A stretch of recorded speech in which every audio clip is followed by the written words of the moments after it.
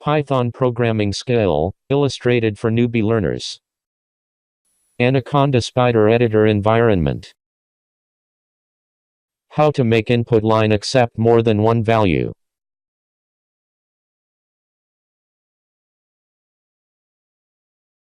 Run and print it to verify.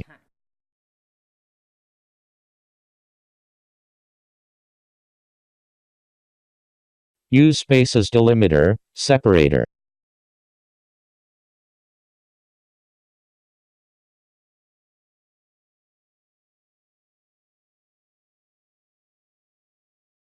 How about using comma to separate? It won't work on comma.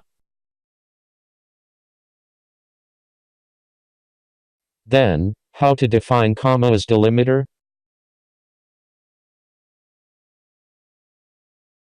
Last part, prevent bad input come in, adopt try except block.